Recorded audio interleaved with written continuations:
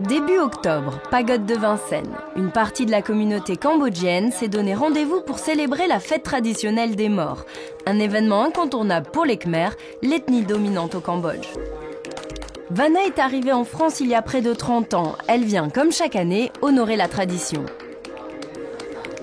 Aujourd'hui, c'est la fête de Phiong Binh, c'est la Toussaint comme en France. Et je viens faire des offrandes de riz à nos ancêtres, comme le coutume de notre religion bouddhisme.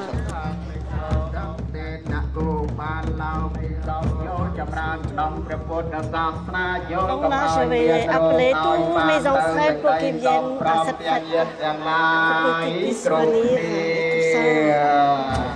Ce jour-là, Yama, le roi des enfers, relâche les âmes des morts qui se mêlent aux vivants.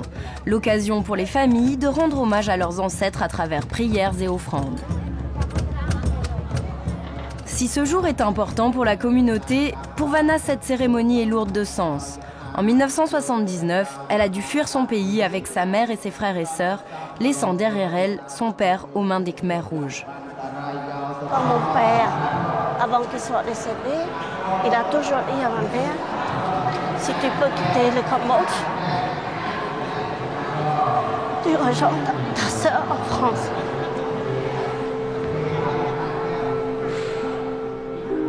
C'est le 22 juillet 1977 que disparaît le père de Vanna au Cambodge. Depuis 2 ans, Pol Pot et les Khmers rouges ont pris le pouvoir et instauré un régime de terreur d'inspiration maoïste. En 4 ans, ils vont éliminer plus d'1,5 million de personnes, soit un quart de la population du pays.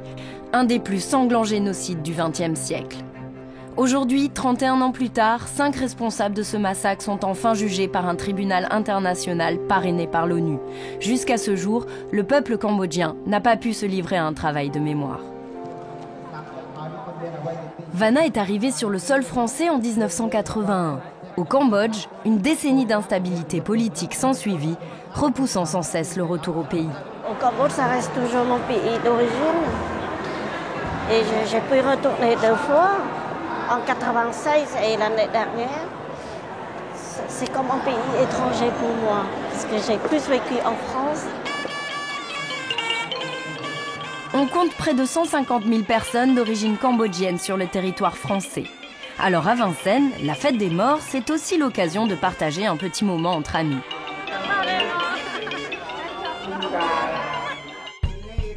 Fontenay-sous-Bois, nous sommes chez Kim, la maman de Vanna. En quelle année? Vous savez, à côté de moi, c'est Vanna. C'est avec ses 6 enfants sous le bras que Kim a réussi à fuir le régime de Pol Pot il y a 30 ans.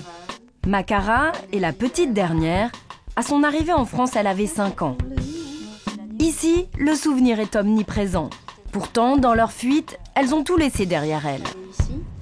Les seuls documents qu'on ait gardés là du Cambodge, puisque on a fini par tout perdre, on a quand même gardé les choses les plus importantes. Des extraits d'actes de naissance de chaque d'elle-même. On a gardé ça pour pouvoir entrer sur le territoire français. On savait que c'était très très important. Donc heureusement, elle a préféré, même si on était en train de traverser les rizières, ça nous montait jusqu'au cou, etc. Mais il fallait absolument les garder sur nous, ces papiers. Ça, on savait que c'était hyper important. Donc, il nous a chassés de notre maison. Il faut chasser, il faut pas rester, sinon il est tué dans le... comme ça. La mitraillette. Allez, s'en va. Oh, on est tremblé, on n'est pas, tout ça. Des souvenirs qui, des années après, restent intacts. Mais le plus douloureux, c'est celui de la disparition du père.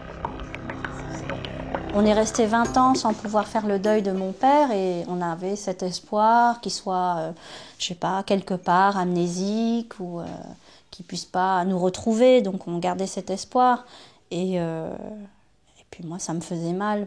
Donc j'ai fait cette recherche à travers cette association Justice pour le Cambodge. Et donc c'est là que j'ai découvert que mon père est mort. Il a été torturé pendant 1 mois et demi à la prison de Tuol Sleng. Tuol Sleng ou S21, un centre de détention où, comme le père de Makara, 17 000 personnes ont été torturées et massacrées entre 1975 et 1979. Une douleur pour les familles que les procès en cours au Cambodge n'atténuent pas vraiment. Ceux qui gouvernent le Cambodge, c'est quand même ceux qui ont fait partie des Khmers rouges. Donc c'est pour ça que j'ai pas voulu me mêler au procès. J'avais l'opportunité de porter plainte à partir de la France, mais j'ai laissé tomber parce que je sais pertinemment que c'est une justice relative. Kim a passé les 30 dernières années de son existence à se battre pour reconstruire sa vie. C'est en France, à des milliers de kilomètres de sa terre natale, qu'elle arrivera finalement à trouver un peu de sérénité. Je suis comme chez moi. Pas comme dans mon pays. Au début, oui, j'ai pleuré. Je n'ai pas adapté, mais maintenant, je suis adaptée ici comme chez moi, comme dans mon pays. Basilique de Saint-Denis, nous retrouvons Vanna et sa maman. Une reproduction du temple d'Angkor Wat, le plus célèbre des monuments du Cambodge, est exposée pendant 4 jours. C'est l'occasion pour les deux femmes de s'imprégner d'un peu de leurs origines. Ah, moi je trouve que c'est magnifique. Magnifique, oui, c'est vrai. Magnifique. C'est très joli, c'est bien fait. C'est très joli, C'est impeccable. c'est notre racine en fait. Ce sont nos ancêtres qui ont construit ça. Sur place, Vanna retrouve des amis. Même si aujourd'hui la communauté cambodgienne est parfaitement intégrée, les saveurs du pays et l'envie d'y retourner restent intactes. Ça permet des fruits de palmier. de tenir entre 2 saisons avant de retourner au Cambodge. Il y a tout ça qui nous renforce notre envie de travailler ici et puis retourner là-bas quand on peut. Voilà. Attends, il n'y a que pas que ça, il y a le whisky. Il y a le whisky aussi, mais je vous montrerai pas.